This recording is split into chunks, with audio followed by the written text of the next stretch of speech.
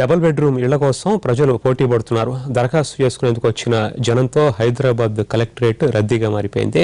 దరఖాస్తుల కోసం ఉదయం నుంచి బారులు తీరారు జనం. అక్కడ తాజా పరిస్థితిపై మా ప్రతినిధి అరుణ్ మరింత సమాచారం అందిస్తారు.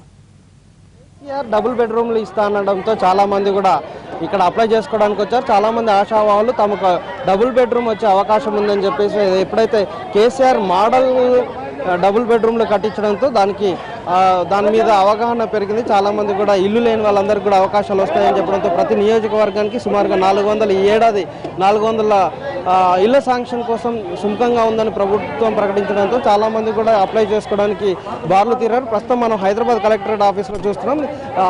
ఎవరైతే ఇల్లు లేని వాళ్ళందరికీ ఇల్లు వచ్చే అవకాశం ఉందని తెలియడంతో చాలా మంది ఫామ్లు ఇవ్వడం కోసం చాలా మంది ఇక్కడికి వస్తున్నారు. తీరు చూస్తున్నట్లయితే అప్లై చేయడం కోసం చాలా మంది వస్తున్నారు. గత వారం 10 రోజులుగా ఇదే పరిస్థితి కనిపిస్తుంది. వీళ్ళని కంట్రోల్ చేయడం కోసం పోలీసులు కూడా పూర్తి స్థాయిలో చర్యలు తీసుకోవడం జరిగింది.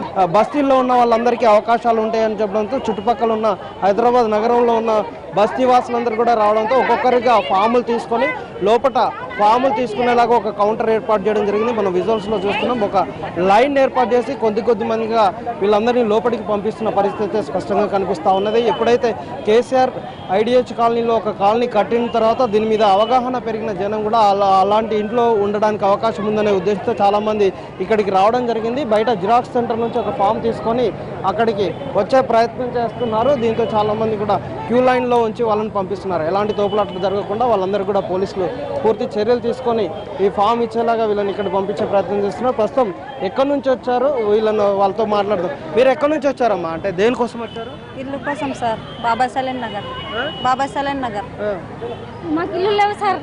అసలు చెప్పాలంటే ఇంతకుముందు 2007లో ఒకసారి పెట్టాం సార్. దానికన్నా ముందు 15 సంవత్సరాలు 20 సంవత్సరాలు అవుతుంది. మనం పుట్టాం ఇక్కడే, పెరిగాం ఇక్కడే, కానీ మాకు ఇల్లు మాత్రం లేవు సార్. మళ్ళీ ఇప్పుడు ఏం చేస్తున్నారు? మరి ఏం లేదు సార్. ఇప్పుడు దరఖాస్తు అని పెట్టుకుంటున్నాం సార్.